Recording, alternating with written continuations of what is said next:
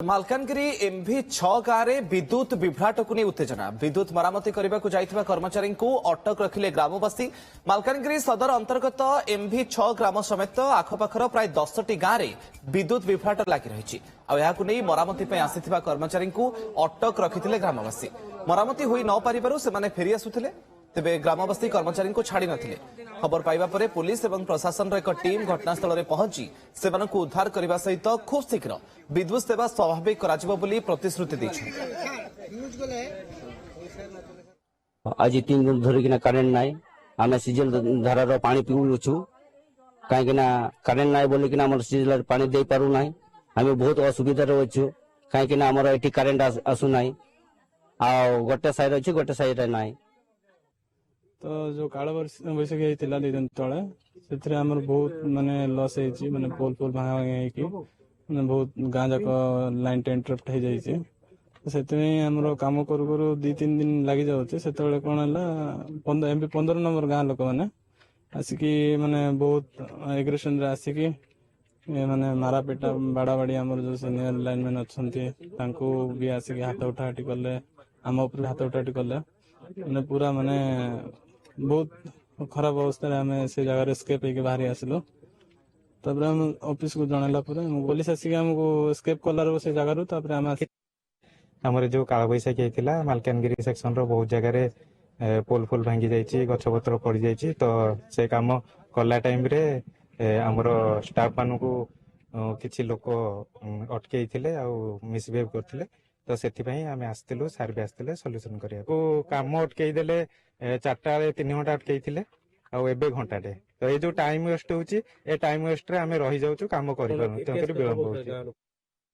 आमर जो electricity department रो worker अच्छे से कम करिवारे टिके हैरान कले से आम जो इनफॉरमेशन पाइलु सडनली कौन है आसला देखिलु जो मैंने करिसेंती किछि से नारे खाली गोटे गोटे कंप्लेंट से देला माने आम एक्शन नबु एंड यथाशीघ्र हम इलेक्ट्रिसिटी रिस्टोरेशन आम प्रयास जारी रखु। बाड़ाबाड़ी पर्यंत एत सीरीयस है कि अल्प किसी करिसेंती आसुची रिपोर्ट आसला जा संपर्क में अधिक सूचना प्रतिनिधि जितेंद्र बेउरा आम सहित लाइव जोड़ी होती। जितेंद्र गोटे पटे खरा दिन प्रबल ताती गरम गुड़ुगुड़ी और तार भितर विद्युत विभ्राट लोकंर समस्या को निहाती भाव में बढ़ाई देथिबो। कौन समस्या रही विद्युत विभ्राट केते दिन हेलानी देखा मिललानी एवं कौन प्रशासन पक्षरु पदक्षेप निया जाउछि समस्यार समाधान करबा पई?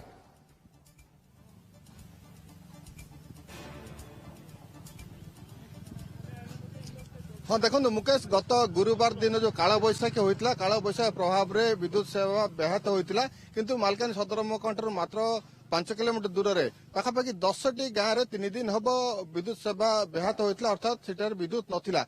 तेणु लोक खेब रहा निश्चित भाव में स्वाभाविक किंतु आईन को हाथ को नवा कथा नुहे। जो कर्मचारी माने दिन राति कार्य करते अटक रखा मारपिट करवा जो अभियोग कर कर्मचारी माने सेगुड़िक आईन को हाथ को नवा कथा नुहे किंतु जो ग्रामवासी माने आईन को हाथ को नहीं कार्यानुष्ठान निया तहसिलदार कहते किंतु अपरपक्षे देखा 3 दिन हम से अंचल विद्युत सेवा नहीं लोके पीवा पानी टोपाए पाई पारु नांती लोके ना प्रशासन कौन टैंकर व्यवस्था करिछि किंतु विद्युत कर्मचारी से माने कार्य करूछंती किंतु कार्यर बेग बा जो त्वरान्वित बेगर कार्य हवा कथा ताहा हो नै जहा साधारण लोकंकर अभियोग रही से अंचलवासींकर अभियोग रही सेटारे विद्युत सेवा नथिया जो जो प्रबल खरा असह्य गरम भितरे से माने आउट पाउट होउछंती किंतु से माने जो फॉरम रे अभियोग करबा कथा सेठी अभियोग करबा कथा किंतु जो कर्मचारी माने सकाळ संध्या जाय कार्य करछंती राति जाए कार्य करछंती तांकू अटक रखिबा तांकू मारपिट करबा यह आईन को हाथ को नबा कथा नुहे। बर्तमान ए नहीं तो कार्यानुष्ठान हबो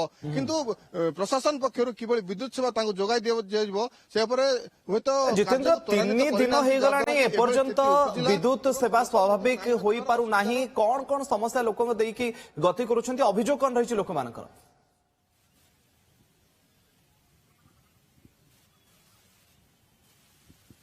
देख लोकंकर से अभियोग रही जदियो विद्युत सेवा ब्याहत होइछि इलेक्ट्रिक पोल भांगी तार छिड़ी किंतु यथेष्ट कर्मचारी से कार्य नियोजित होई नांती। जदि अधिक कर्मचारी नियोजित होइतांते ताहले शीघ्र विद्युत सेवा पहुंचीतांता एवं तांकर जो अस्तव्यस्त जीवन से आश्वस्ति पाइथांते किंतु अहेतुक विलंब जोगु लोकंक खेब आसीथिला। ये जो गोटे 10टी गाँ नु अनेक गाँव रे वर्तमान एभଳି स्थिति रही पड़िया कथा जदि कहबा पड़िया रे मध्य 3 दिन अंधारे लोक थिले मोटुरे मोबाइल सेवा 2 दिन नथिला। एभଳି समस्या काल बैशाखी जोगु ଉପୁଜିଥିଲା ତ ଗତ ଗୁରୁବାର ଦିନ ଏ କାଳବୈଶାଖୀ ହୋଇଥିଲା ତା ପରବର୍ତ୍ତୀ ଅବସ୍ଥାରେ ଯାହା ଲୋକଙ୍କ ଅଭିଯୋଗ ରହିଛି ଯଦିଓ ବିଦ୍ୟୁତ ଖୁଣ୍ଟ ଭାଙ୍ଗିଛି କିନ୍ତୁ ଅଧିକ ସଂଖ୍ୟକ କର୍ମଚାରୀ ଅଧିକ ଲୋକଙ୍କୁ ଯଦି ନିୟୋଜିତ କରିଥାନ୍ତା ବିଦ୍ୟୁତ ବିଭାଗ ହୁଏତ 3 ଦିନ ଲାଗିନଥାନ୍ତା କିନ୍ତୁ ବିଦ୍ୟୁତ ବିଭାଗର କହିବା କଥା ରାତି ଦିନ କାର୍ଯ୍ୟ କରାହଉଛି ଲୋକଙ୍କ ପାଇଁ କାମ କରାହଉଛି କିନ୍ତୁ ଯେ ଅଧିକ କ୍ଷୟକ୍ଷତି ହୋଇଛି ପୋଲ ଅଧିକ ଭାଙ୍ଗିଛି ବିଭାଗ ପକ୍ଷରୁ କଣ ସମୟ ଲାଗି ରଖାଯାଉଛି ଯାଉଛି ଆଉ କେତେ ଦିନ ଲାଗିବ ବିଦ୍ୟୁତ ଯୋଗାଣକୁ ସ୍ୱାଭାବିକ କରିବା ପାଇଁ? ବାରମ୍ବାର ବିଦ୍ୟୁତ କର୍ମଚାରୀଙ୍କୁ ଅଟକ ରଖୁଛନ୍ତି।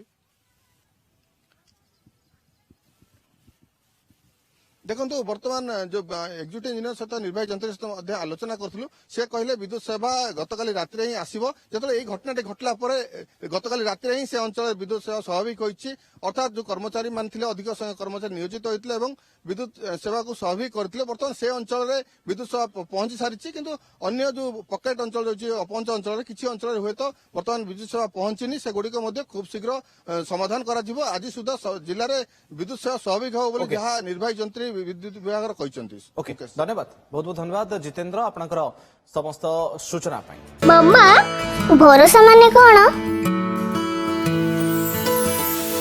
ପାତ୍ର ଇଲେକ୍ଟ୍ରୋନିକ୍ସ ସମ୍ପର୍କ ଏକ ଭରସାର